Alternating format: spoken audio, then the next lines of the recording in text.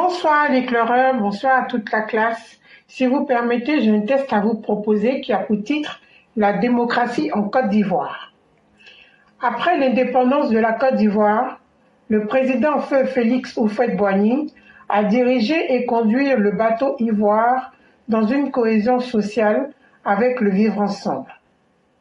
Et ce, avec l'appui de tous les Ivoiriens. La Côte d'Ivoire avait un parti unique, le PDCI-RDA, où tout Ivoirien se reconnaissait dans ce mouvement politique dirigé par le père fondateur. Ce parti unique lui a permis de bâtir et tracer les sillons de la Côte d'Ivoire moderne et développée. Tous les Ivoiriens se suffisaient, étaient heureux de la tranquillité, du progrès social, économique et politique. Nous avons vécu le premier miracle ivoirien. Nous en étions fiers. Malheureusement, suite à la crise sociale de 1990, déclenchée par les mesures d'austérité du plan de réajustement structurel exigé par le Fonds monétaire international et la Banque mondiale, Houphouët accepta le multipartisme en Côte d'Ivoire. Après le décès du père fondateur, le PDCI-RDA a dû faire face au multipartisme et à une mauvaise gestion du pays par son successeur Henri Konan Bédié. Mais à qui attribue-t-on la création du multipartisme? Cette nouvelle démocratie, est-ce Laurent Gbagbo qui est l'auteur de cette instauration, comme veulent le faire croire ses partisans?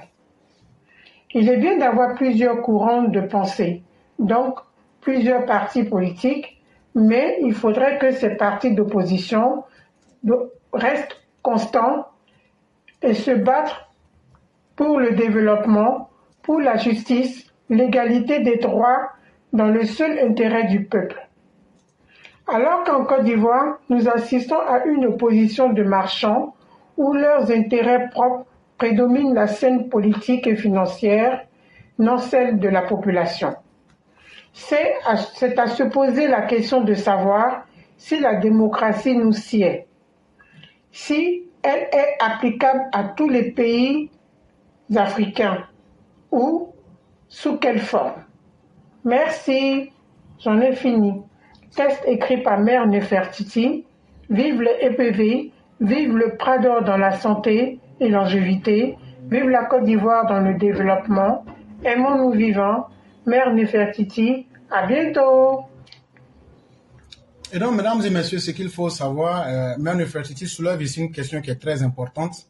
Voyez-vous, c'est tellement facile de s'attribuer les mérites de tel ou tel événement et de dire les choses et de dire c'est nous qui avons fait, c'est Laurent Gbagbo, le père du multipartisme, c'est Laurent Gbagbo qui a créé Dieu lui-même, c'est ceci, cela, etc.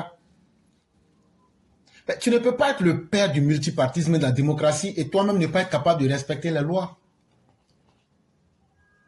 C'est comme quelqu'un qui dit « je suis le père d'un enfant », mais en même temps, après, c'est la même personne qui dit « ma femme m'a trompé, cet enfant-là, je ne le reconnais pas ».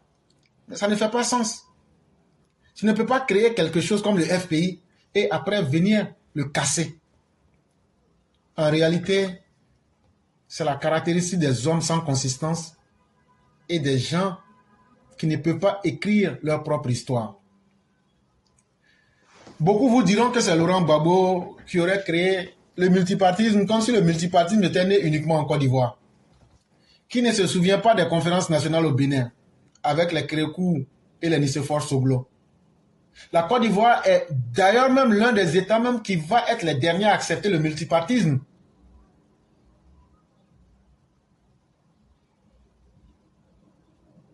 Parce que, en son temps, François Mitterrand va prononcer un discours qu'on appelle le discours de la Baule. Baule en écrit ça B-A-U-L. Et il va faire comprendre que si des années 60 jusqu'en 1990, en passant par les années 80, il y a eu les partis uniques. Ce qui trompe beaucoup de personnes, quand on parle de parti unique, Les gens pensent que c'était un seul parti dans chaque pays. Non. Les partis uniques étaient les partis les plus forts qui étaient au pouvoir.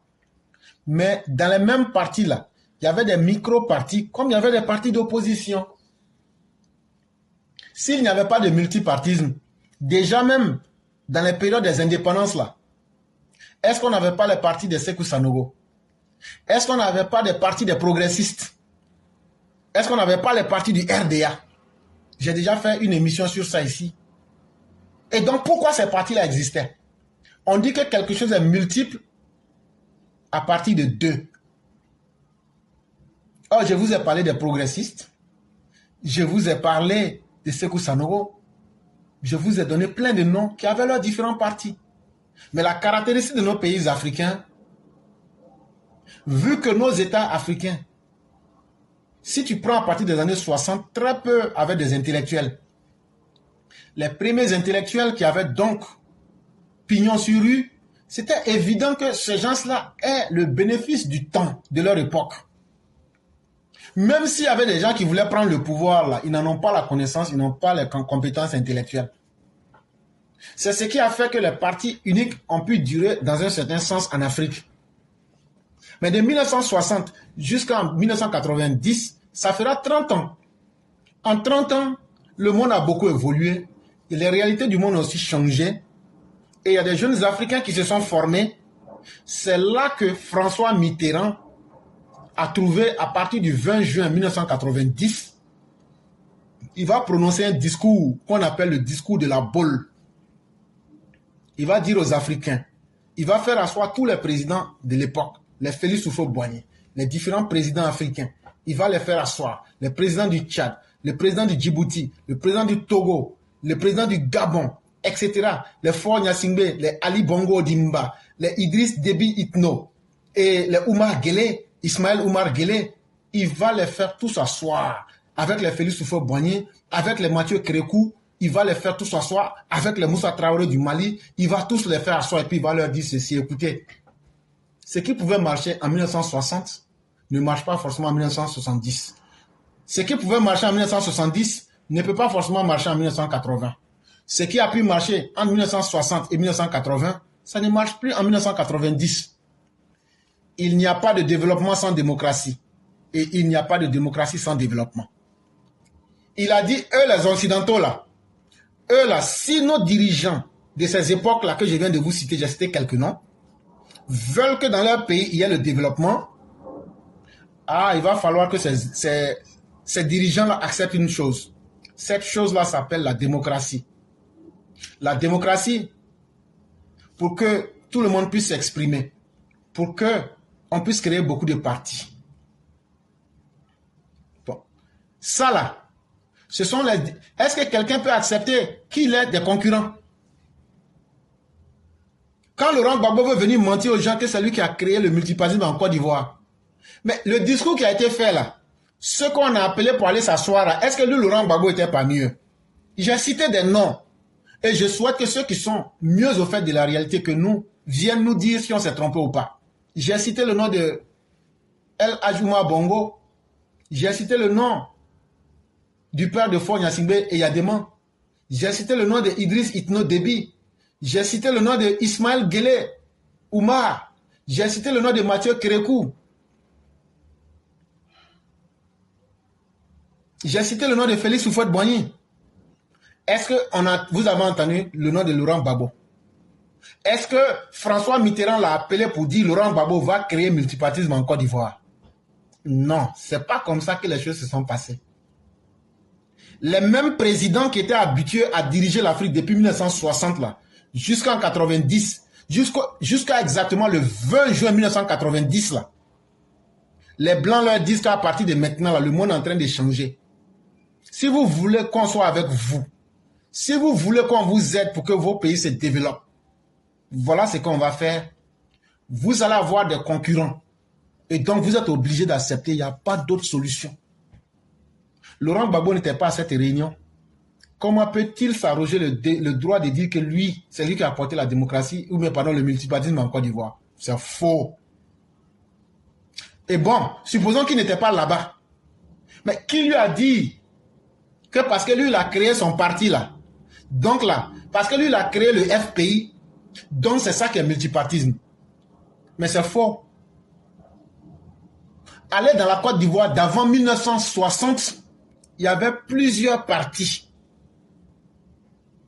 Seulement qu'on ne les reconnaissait pas au même titre que le pouvoir qui était en place, qui avait des forces illimitées.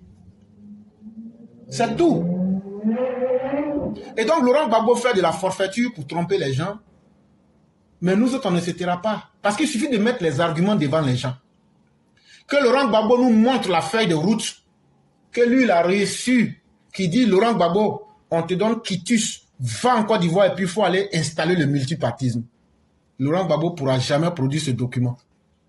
Laurent Gbagbo, quand Mitterrand a prononcé son discours de la Baule le 20 juin 1990, là, tu étais à la réunion, tu as été invité, on t'a donné un papier pour faire multipartisme? Non. Quand il a parlé là, ce qu'il a dit là, est-ce que le message est difficile à comprendre? Il a dit aux présidents qui étaient en exercice à la tête de leurs différents États et qui étaient les chefs et les présidents de ces partis uniques là, il leur a dit, nous les Français, nous les Blancs, on a décidé, vous aurez des concurrents. Ce n'est pas à vous de décider. C'est comme ça que la réalité du monde est. Si vous n'acceptez pas la démocratie, vous n'aurez pas de développement. Et je cite ces mots. Il n'y a pas de développement sans démocratie et il n'y a pas de démocratie sans développement. Cité François Mitterrand, prononcé dans son discours de la Baule le 20 juin 1990. Les États d'Afrique francophone sont pour la plupart déjà engagés vers le multipartisme. Laurent Gbagbo, tu vois, cet article de Jeune Afrique vient nous dire qu'avant le discours qui a été prononcé là, il y avait déjà beaucoup de pays africains qui étaient déjà dans le multipartisme. Et c'est ce que je suis en train de te dire. Et comme demain vous pourrez dire qu'on a menti, donc permettez-moi que je mette le lien pour que ce que j'ai dit là, si c'est faux, les uns et les autres vont prendre, ils vont aller vérifier et vous venez dire là tu as menti. Mais l'article le dit bien, j'ai mis le lien, l'article le dit bien, les États d'Afrique francophone sont pour la plupart déjà engagés vers le multipartisme. Avant 1990, donc de quoi est-ce que Laurent Gbagbo nous parle? Et donc, cet équivoque ayant été levé, nous disons à Mère Néfertiti d'avoir bien soulevé la question. L'argument qu'il faut utiliser vous a été donné et présentez cet argument-là à tous les gars pour leur dire vous vous prévalez de quelque chose qui vous dépasse. Arrêtez cela parce que le monde, vous n'êtes pas les premiers à avoir été nés.